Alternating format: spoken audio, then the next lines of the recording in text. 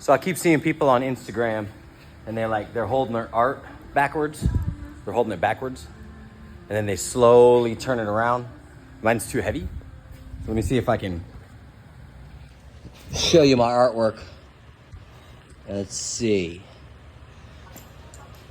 So this would be my way of turning the painting around, I guess.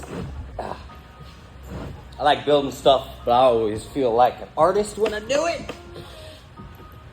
It's a picnic table top. Bear with me.